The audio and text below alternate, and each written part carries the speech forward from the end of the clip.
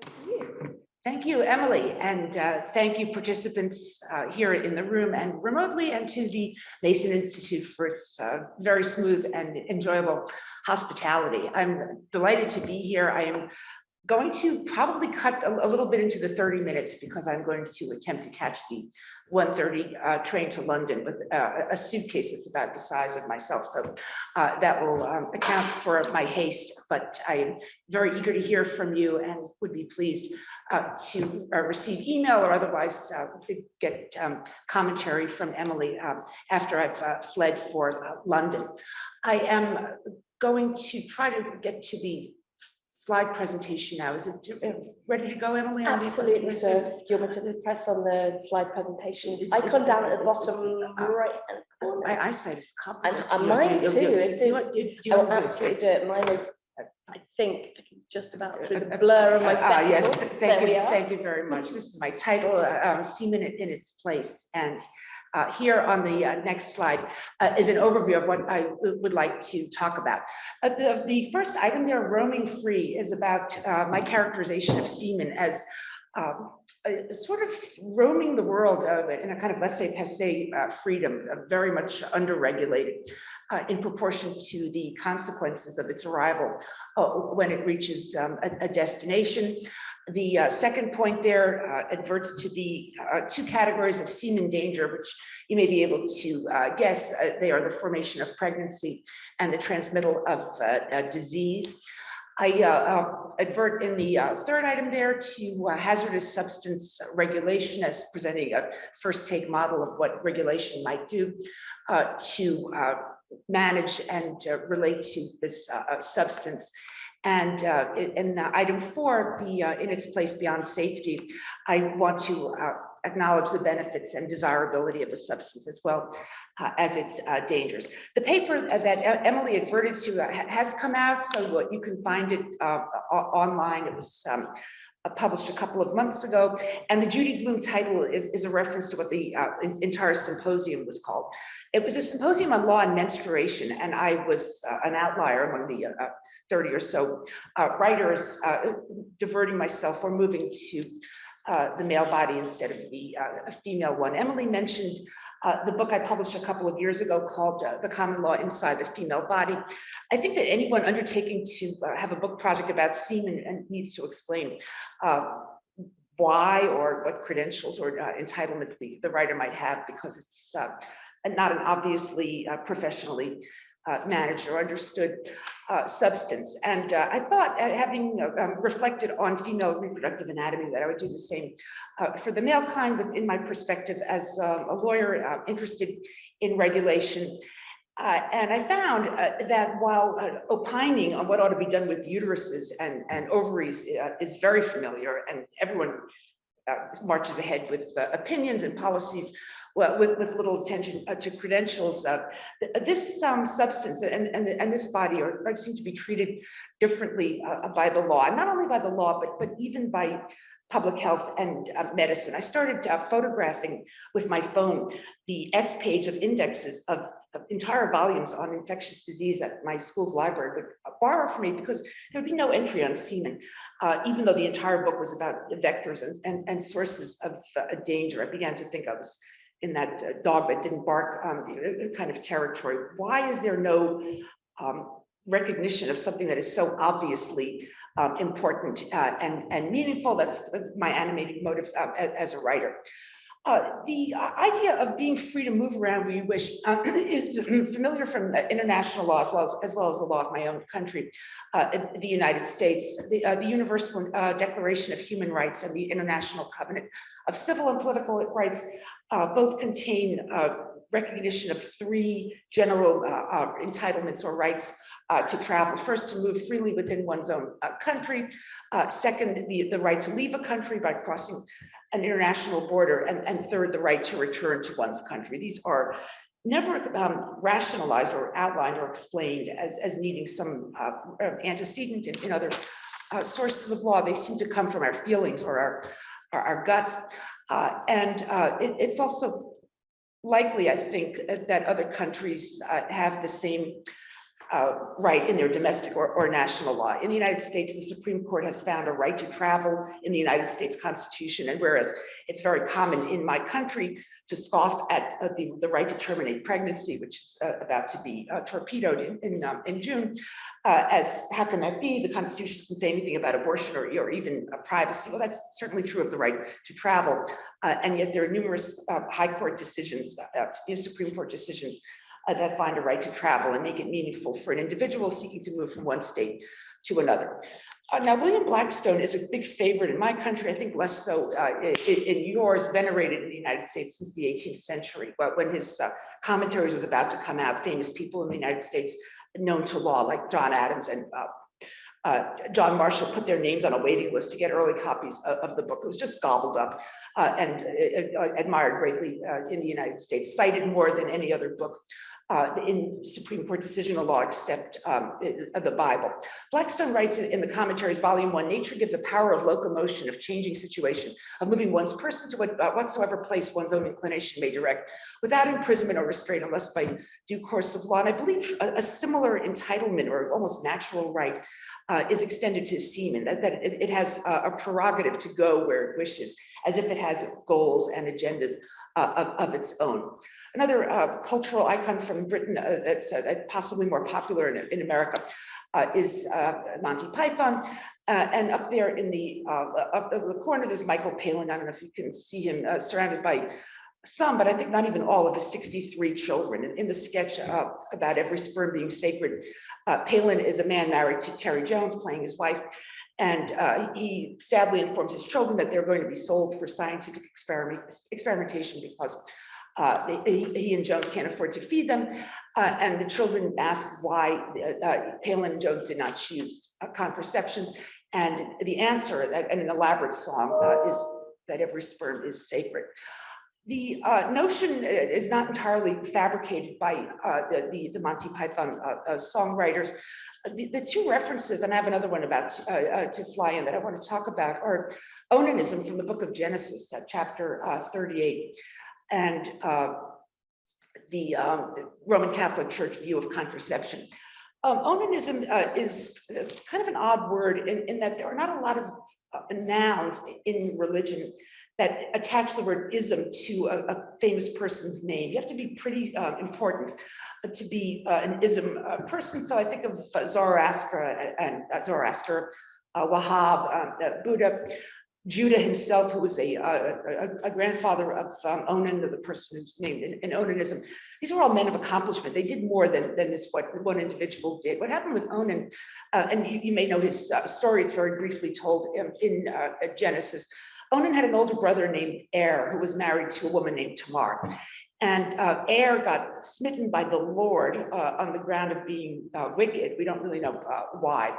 And so he left Tamar as a widow. Judah, the father of Er, also the father of Onan, ordered Onan, his younger son, to have sex with Tamar, to impregnate her, so that the family lineage would be carried out. And the word for lineage in Hebrew is zerah, meaning seed or heir. So zerah is what Judah ordered to put inside Tamar for continuity of the family. And Onan apparently agreed to the act of intercourse, but not to ejaculation into Tamar. And before ejaculating, he pulled out and spilled the zerah on the ground. So his act of coitus interruptus is one of the meanings of onanism, but also masturbation is used toward the same end. They both refer to the spilling or wasting of semen. Onanism does not refer to female masturbation, only the male kind. Condemned and deplored in religion.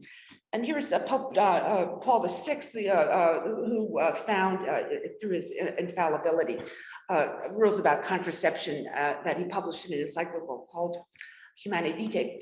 And the constraints and rules about birth control are telling, I think, because they don't make a lot of obvious sense unless I'm right that semen has an entitlement to go on its journey, and people may not interfere with or block that right, because Humanae Vitae does permit contraception, one type of it in particular, which the encyclical calls recourse to infertile periods. That's the rhythm method, keeping it alert to the ovulation of the woman. That's all right.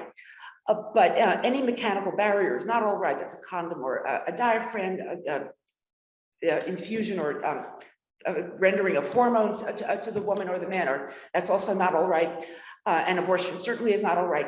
All the bad things, ones you can't do, are called artificial, and what you can do is called natural. And apparently abstaining is also natural. That's all right for humane vitae as well. I'm hard pressed to see what is more artificial about coitus interruptus than the rhythm method. They both seem mindful, they're oriented toward contraception. They're both cheap, but I think coitus interruptus is even cheaper than the rhythm method because you need a calendar, usually a thermometer and a written record for the rhythm method. What could possibly explain the divide between the all right things to do and the not all right things to do, except this belief about one substance and its agenda? And while these two religious antecedents don't actually control the state of the law, I think they're influential in the predilections that inform what the law does. I have examples of how the law seems to defer to the presumed agenda of Semen, and I think that the desire to create these rules originates in sentiments that are found in religion. Now, even if Semen has a right to go anywhere it wants, it should be uncontroversial that a substance or a person that's going to do mischief where it roams may be constrained by the law. And some of us have masks on here in this room. We've been living with 2 years of very strong constraints relating to travel and movement, and it ought not to be shocking that I am identifying a substance that I think ought to be regulated. The dangers of semen are twofold, and I want to refer to both the liquid and the gametes. When I've looked around to other books about semen, which apparently do not exist, I mentioned that the subject is not even present much in medical texts. I do find some references to sperm. So it appears that sperm is more amenable to regulation, more mentionable, less shocking, sort of a more polite topic than semen, which I find quite telling. I'm interested in the relation between norms and customs and the law. And to my mind, the inclusion of semen makes the book at least longer, if not more interesting, because it includes material that's also amenable to more regulation. The substance, the medium in which sperm travel is significant, as well as the sperm itself. So roughly speaking, semen contains particles of disease, and sperm cells contain the gametes, the possibility of impregnation. They also can cause disease in the sense of genetic disease, but the divide is approximately, the liquid is STIs, sexually transmitted infections, and the gametes are the source of pregnancy. On disease, here is on this slide 11 are some substances that are found in semen. A recurring Google hit, if you look for semen and viruses, an article in Scientific Magazine identifying 27 viruses that have been found in semen. This is believed to be not a complete catalog. More of them are present. As you see, the list is varied, and I put in coronavirus just because it's a term of the moment, may not be the most significant. I think that most of these viruses, most of the time, do not result in the transmission, or I should say most of the time, the passage of a unit of ejaculate does not relay a virus. But the finding, the location of viruses in semen suggests that the substance is in the space or the terrain of potential regulation. Possibly of interest is HIV, one of the viruses found in semen. I found a couple of articles in scientific journals suggesting that the combination of HIV and semen is especially infectious. And the slide there says that the naked virus, naked meaning by itself rather than in semen, is weaker at delivering HIV to target immune system cells. So there's something about this liquid that makes the danger of HIV stronger and more likely to harm the recipient of the ejaculate. Bacteria are trickier. I need to get a better handle of this before I write any more. You can find the three major types of bacterial STIs. In semen, they are chlamydia, syphilis, and gonorrhea. But because These diseases are commonly transmitted with sores or other physical constituents apart from semen. I think the rendering of the disease is more complicated. It's certainly correct to say that bacteria as well as viruses are found in semen. Now, as for becoming pregnant, that's a danger that has many facets and varies depending on the legal system where the formation of the pregnancy occurs. This, for me, as an American writer, is something of a personal issue because of what I averted to coming up in June. But putting aside the law and the interferences with abortion that I find very significant, there's no question that becoming pregnant is extremely impactful, consequential to the person who has this experience. And even if the pregnancy does not continue to term, the consequence of having been pregnant in the past leaves an imprint on the pregnant individual's body. Once the pregnancy continues, the consequences become greater. I wrote about them in the Common Law Inside the Female Body book. The severity of pain, for example, in delivery is extraordinary. It's rated by apparently empirical measures as up there with the worst kinds of pains that human bodies experience, including traumatic amputation of limbs. The physical consequences you may have heard about or experienced, such as changes to the teeth, the foot becoming one size bigger, that I find particularly, my feet are very large, all but my hands, I don't know if they're visible, but I've got very big hands and feet. And the thought of my arch falling, and I've never been pregnant, and my foot widening is going to change my life by way of shopping. So this, and bone drainage, calcium leaking, and so forth are the sort of things that I have in mind over here. Extremely significant psychological and emotional experiences in my country, but also others. The movement of being a non-mother to a mother has a very significant detrimental effect on the wage income that a woman will earn.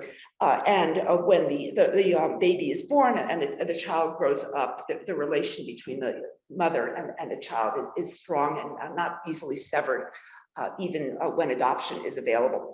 One of the justices on the U.S. Supreme Court said at the oral argument of the abortion case that was made in December, and appears to think this is going to be part of her decision, that we no longer need the right to terminate pregnancy because the United States makes available fire stations and other locations where one's newborn infant can be dropped without consequence to the mother. This made my jaw drop because Amy Coney Barrett is a mother by adoption as well as by the physical gestation. And for her to think that a pregnancy can be gotten rid of this way, it strikes me as unusual.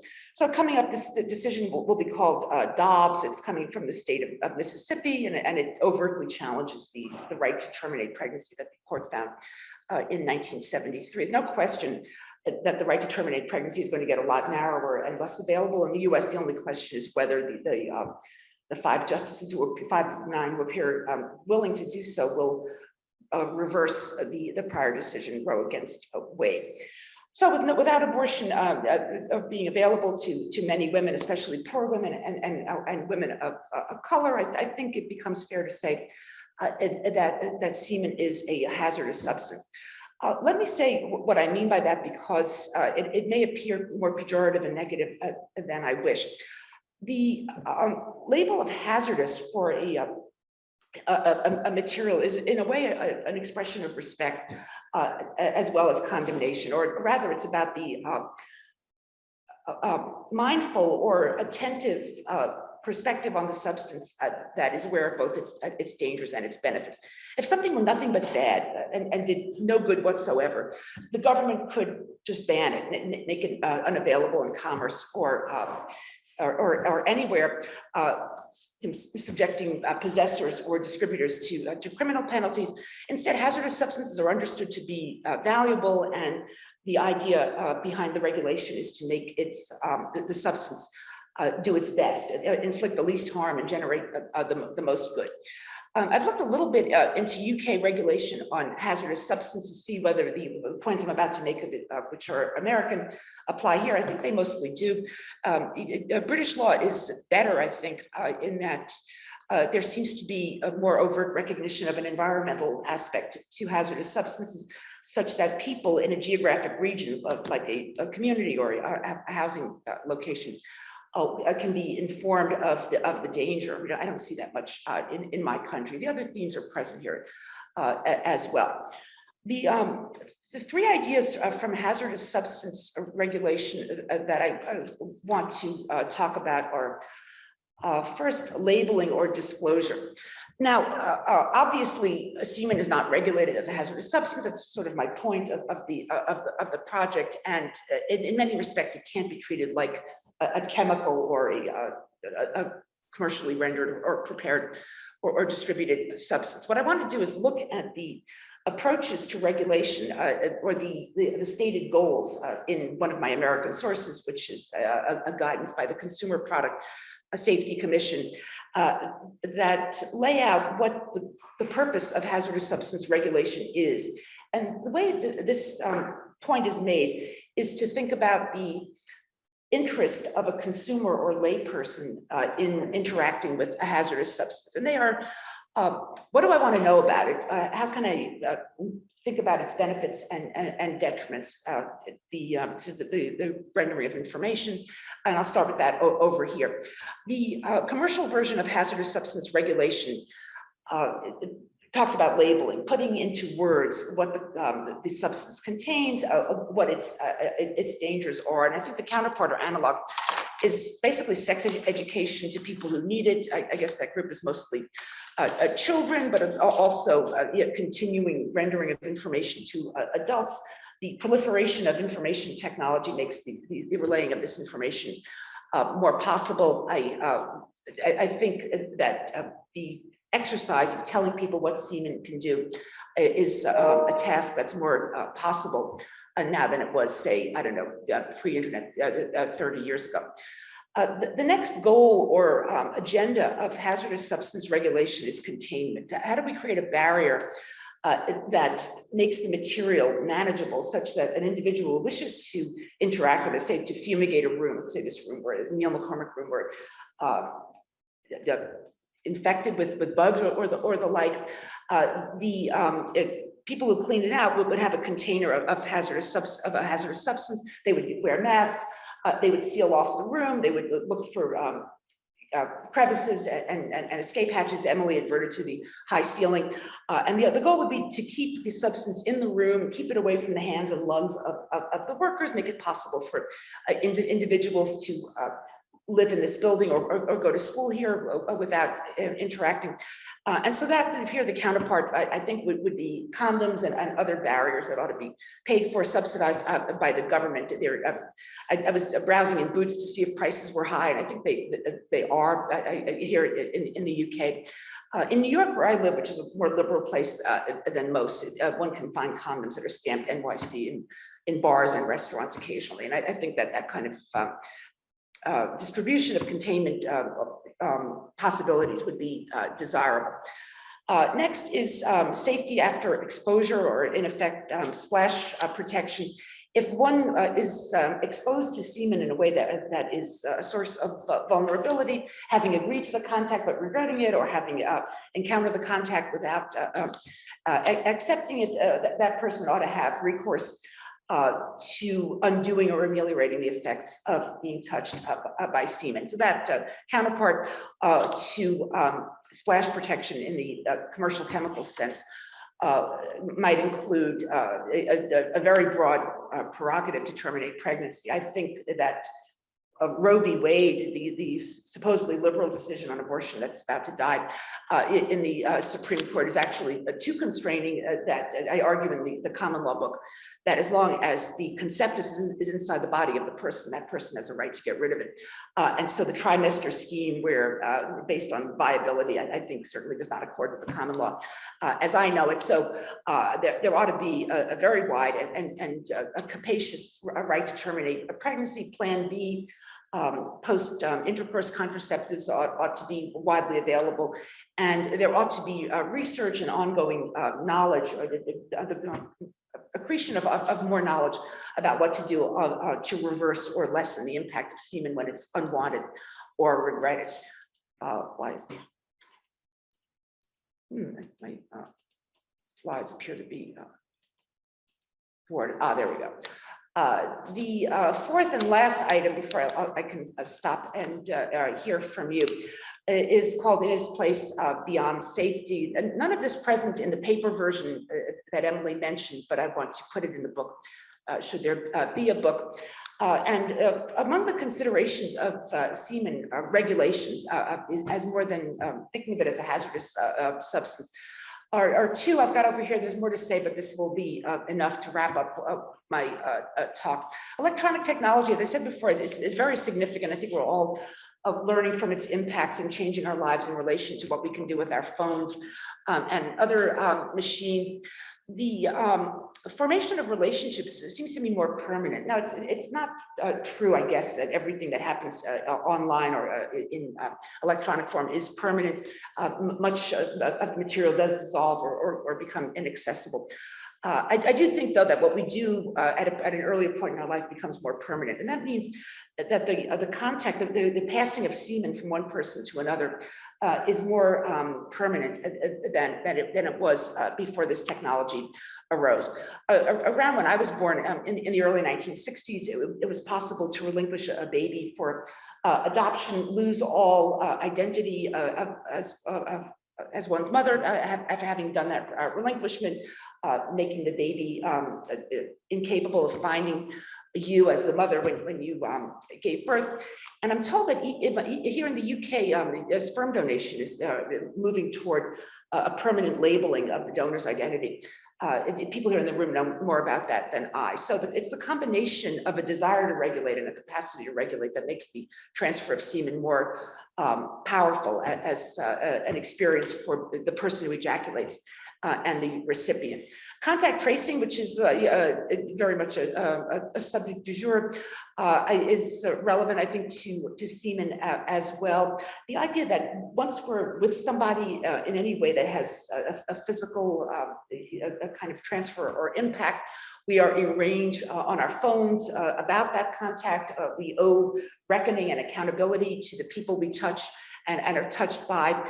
This, I think, is relevant not only to COVID, but the substance I'm writing about.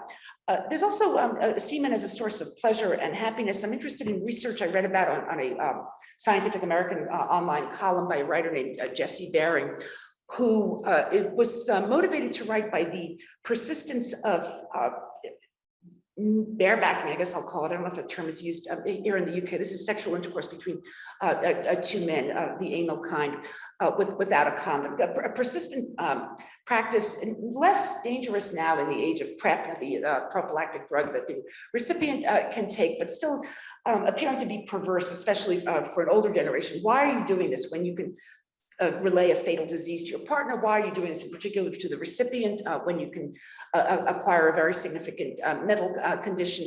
And Baring speculates that maybe it's not crazy, and maybe there's a reason to want contact in one's own body of this substance. The column goes on to say that a study of undergraduates at one of the state university campuses in the United States found that young women who were regularly touched by semen, their practice was to have sexual intercourse with men and not use condoms, were scoring better on various mental health indicators, lower on depression, fewer suicide attempts than two other groups, young women who were not having intercourse at all and young women who always used condoms. When they did have intercourse, the speculation that Baring makes is that the substance may be a kind of tranquilizer or happiness source. And if that's the case, I want to care about that and honor it as well. The last thing I want to say is the notion of learning from another liquid. The only other liquid, the only fluid that I can think of that is anywhere near as important as semen, and it's very heavily regulated, is good old basic water, the regular kind of H2O. And I'm gathering a bunch of examples of what water does.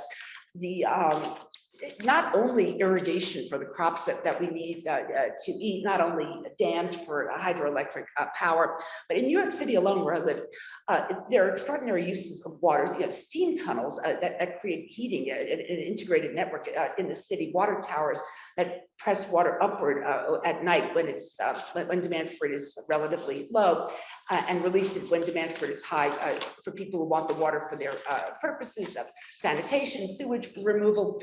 I think that if the other really important liquid can be heavily regulated and looked at and engaged with, so too can the one that's my subject. I'll stop here. I think my time is about up, and thank you for being here and listening.